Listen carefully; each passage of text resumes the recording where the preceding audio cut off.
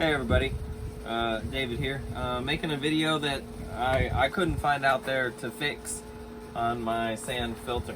I have a Pentair TA100D, big filter. As you can see on the top, there is no pressure release valve. There's only a pressure monitor, whatever you want to call it, pressure gauge. So mine is broken and it's full of water for some fucking reason. What I need to do is I need a air release valve. They don't make them, so I thought I could buy one. So this is actually for a compressor, an air compressor. So this is a 1/4-inch thread. I'm going to take this off, and then I have a release valve so I can pooch the air out. I would take this off though, so I'll show you here. So I'm going to shut my pump off. Alright, get rid of this guy first.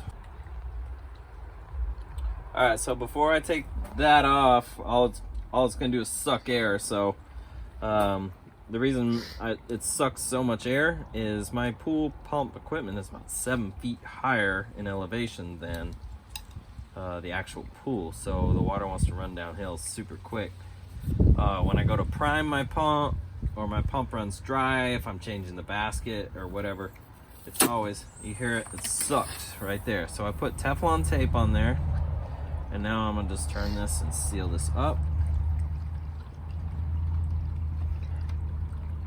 Pretty easy.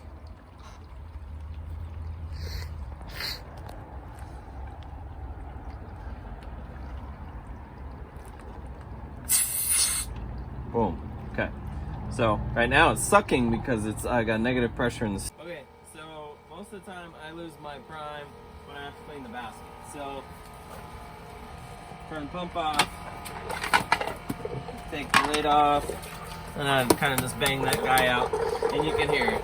It's sucking downhill. So it's letting air, sucking through, losing prime in the system. So let's say I just clean my basket. Boom, seal it up, turn the pump on. You're gonna have to step out of the way here. Okay. And so now it has to try to suck uphill. So I'm gonna wait, but you can see now.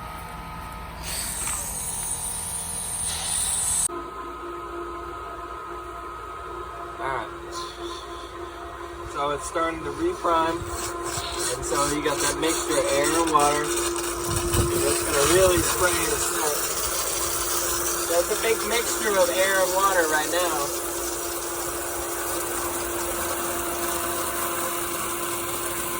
Pretty much all water. Shut it off.